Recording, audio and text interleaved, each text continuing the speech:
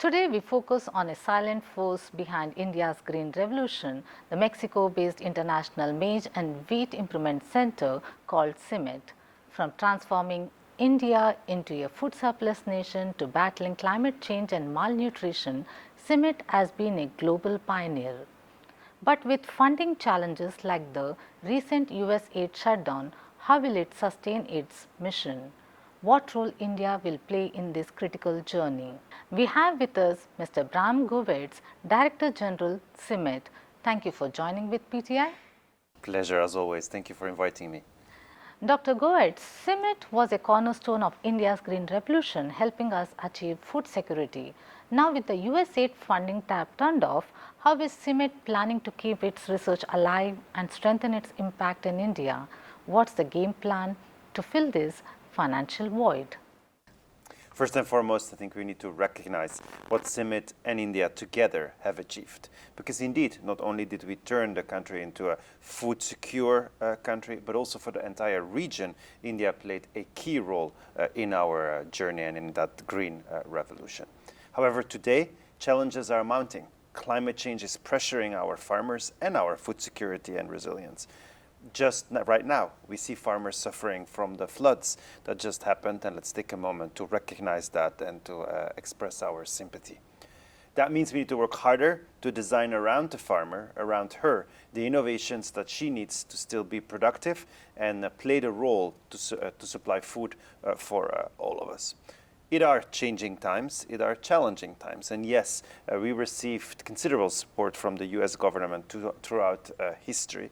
Now also today, nations like Mexico, like India, need to step up in order to together think about a new model of financing, but also a new model of sustaining our relationships where together we can work for the region, we can work for Africa. So it's a challenging time, but we're also convinced that what we are doing is so central to the well-being of the entire society that it must be possible to find the new funding models. Have you been successful in getting the funds? We have been a bit successful on the one hand. On the other hand, we still need urgently increased funding. Funding not only for CIMMYT, but also for the partners. ICAR has been a clear partner. We have private sector partners, we have NGOs that work with us. So if we talk about funding and investment, it is in CIMMYT, it is also into the entire ecosystem. So we're making progress, but it needs to go faster. And a clear example, for example, is that India worked with CIMMYT when in 1999 in Uganda, a new rust disease came up. We could respond so fast. The reason that you probably and your audience have never heard of UG99 is thanks to the collaboration with India and many other countries. We picked up the disease. None of the wheat varieties were resistant. We went back to our gene bank or our biodiversity bank in Mexico, 124,000 different wheats that we have available. We found some that were resistant. We incorporated them in the successful seeds for India. Those were planted with farmers, and guess what? UG99 never threatened the food security of Indian consumers. Today, if we don't find resources by the end of the year, those surveillance systems will go down and our response capacity will go down. So private sector and society have been used to some kind of a business continuity insurance, an insurance that life can go on, an insurance that business can go on. We were part of that insurance. So now it's time to think, how much is that insurance worth? Climate change is hitting hard. Erratic rains, scorching heat and new pests. What are CIMMYT's top priorities under your leadership to protect maize and wheat yields globally and specifically in India, where farmers are on the forefront of this crisis? If in the past our lemma was probably increasing the yield, today we are in need to increase resilience. Just yield increase is not what this is about. This is about maintaining yields throughout. And so therefore we need to take a systems approach in which we still have the right varieties that are drought resistant, frost resistant, flood resistant, but also have enough value of nutritional quality and of course are resistant to the diseases. Pests and diseases are evolving under climate change, as is the climate hammering the crop in different ways. Last but not least, we need to do crop diversification. I'm the director of the Maize and Wheat Center, but sometimes we need to promote to plant less wheat or less maize. When we plant it, it needs to be good maize, good wheat, but then diversify with millets, chickpeas, groundnuts, so that we can really construct resilient systems and healthy diets at the same time. And that, of course, coincides with a lot of the vision expressed also here in India, that we need to eat more pulses, we need to eat millets. Remember the year of the millets, that was a very successful Indian endeavor. Genetically modified or genome edited wheat could revolutionize yields, but regulatory roadblocks and public skepticism are real hurdles. What are the biggest challenges CIMMYT faces in bringing these innovations to farms on a commercial scale? So first and foremost, for CIMMYT, it is very important that all the different options are available in the public sector as an international public good. Whatever CIMMYT does is available for everybody. Now, why is this important? Because we strongly believe that farmers, but also society, needs to look at the farmer and societal problems and then take the decisions how you want to solve those problems. And when that decision is taken, the options need to be available. Same thing with transgenics. Transgenic CIMMYT has worked on it. We have the technologies in the public domain, but we only deploy them when the countries want to and when the regulatory frames make it possible to do so safely. Today, however, we are more and more investing in gene editing. Gene editing is different from transgenics, and transgenics is a bit of an old technology. The future is really the gene editing piece. And in gene editing, you are staying within the same crop, you're just accelerating the normal, traditional breeding process. We see a lot of options and future in the gene editing, and we know several countries we're working with to produce that regulatory frame, to together generate the framework and to make sure that that technology is available. So what CIMMYT then does is actually making sure that the best what is available in the world to do gene editing, we have access to it and we can activate it within an international public goods framework that then makes it available for everyone in a public-private partnership setting. CIMMYT has tested GM wheat in the labs but has not gone commercial yet. Do you see a future where GM varieties hit the fields, or are the barriers like regulatory and social too steep to climb? So today we need to go faster, better with our traditional breeding, being able to respond to UG99, as I mentioned, on time. So let's keep that funding flowing. At the same time, we are working on gene-edited wheat. We think that is a technology that can work, as you well say, genetically modified or transgenic wheat varieties have not been a success in the sense that it is also a very different crop to work with. But today we are investing in gene editing, and I think if we work together, we keep all options available, and it's going to be the decision of the society to use those. So when is the new variety going to be launched? So gene editing varieties in India are not yet available. CIMMYT is just doing the research on those, especially also we're also doing research on millets, for example, around rancidity. Right now they are in the experimental stage. We cannot yet put a date when they would be commercially available. Malnutrition remains a stubborn challenge, and CIMMYT's zinc-rich wheat varieties have been a game changer. How is CIMMYT pushing the envelope further to tackle hunger and boost farmers' incomes through cutting-edge crop science? So indeed, that's one of the solutions to nutritional challenges has been our zinc-improved wheat varieties. And I think it's very important to stress that this is not a niche factor. Right now, those zinc-improved varieties are streamlined throughout everything we do. So if the lines or if the new varieties are not high enough in zinc, we don't call them successful, we don't bring them to the farmers. But that alone is not enough. We're now also working on healthy diets, so diversifying the crops.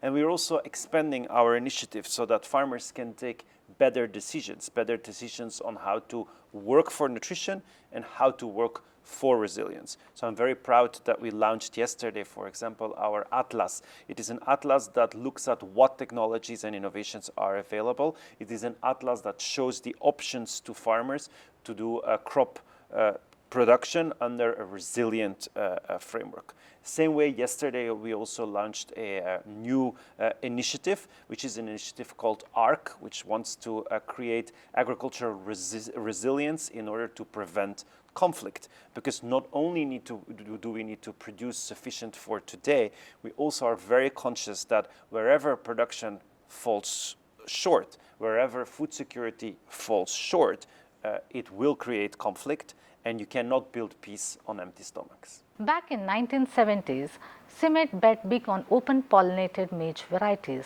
Did this focus slow down the adoption of hybrid maize seeds and the rise of India's private seed industry?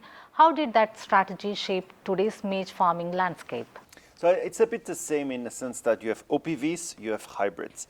Now OPVs have a role to play, and we can increase yields through OPVs, but if you really want to increase yields, want to make sure that maize can have the characteristics to respond to the resilience challenges that we have, the hybrid maize is what made the revolution, but also is what created a vibrant seed sector in India. And we're proud of that small seed companies that have worked with CIMMYT to make those hybrid varieties available. So the revolution of maize definitely was through hybrid maize varieties. That doesn't mean that OPVs cannot play a role for smallholder farmers that are actually focusing on an initial increase of yield, that are focusing on crop diversification. So CIMMYT hasn't abandoned the work on OPVs at all. It depends on which farming system you are, what the best solution is.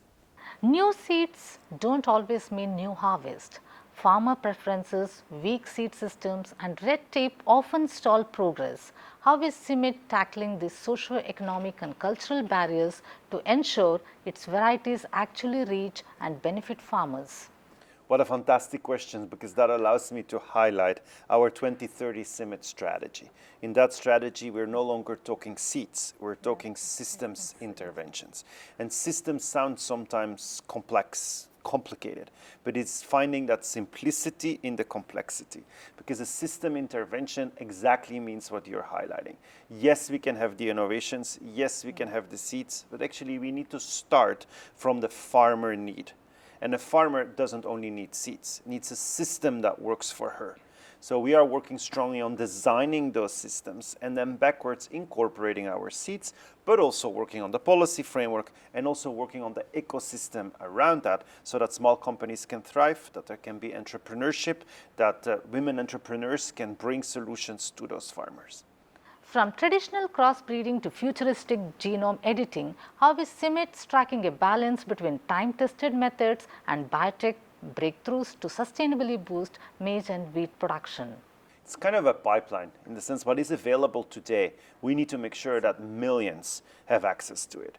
And that is an effort where in our strategy, for example, we have a specific pillar that is called system development. So it's where we go in with big programs. We use our farms in India as demonstration farms. We create an ecosystem working with last mile delivery partners so that they can bring what is tested, what is available as fast as possible, as effective as possible into those farming systems and into those farming communities.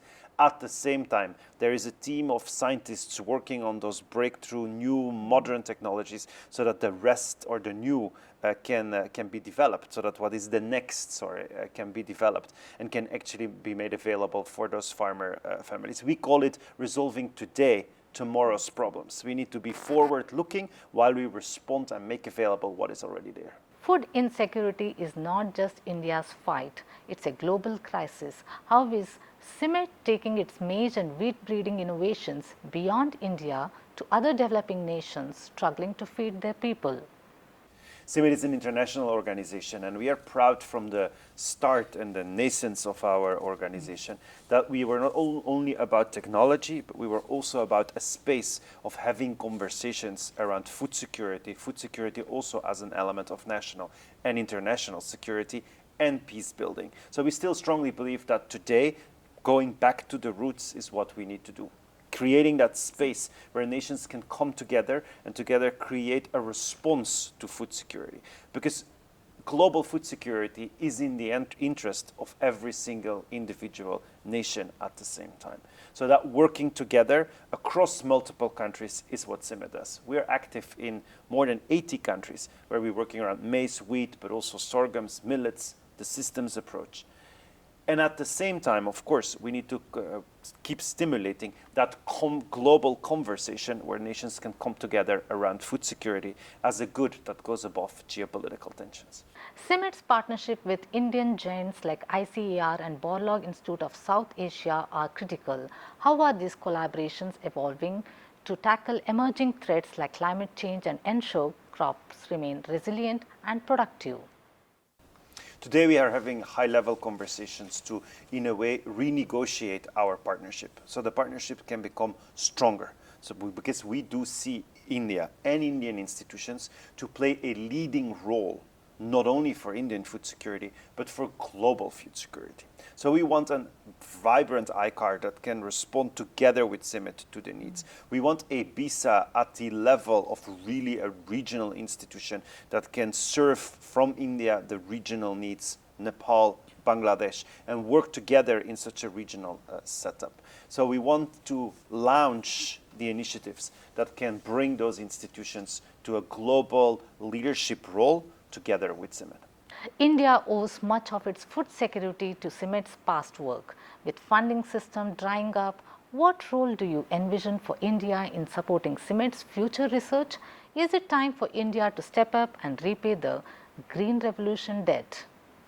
It is absolutely time for India to step up. But this is not about paying a debt. This is about creating together a future that was expressed actually in the One World vision. This is the moment to make that one world real on food security. CIMMYT is there. We have successfully worked together to put India where it is today. We can successfully work together. We will successfully work together. We should successfully work together in order to do the same now in the current challenges and to project together food security for the world. CIMMYT's work reminds us that the fight for food security is far from over. It's a battle against climate, funding and skepticism waged one seed at a time. India's role in this story is pivotal, not just as a beneficiary, but as a potential leader. Thank you, Dr. Govaerts, for your insights. Stay tuned for more stories that matter. As always, a pleasure. Thank you very much for this opportunity.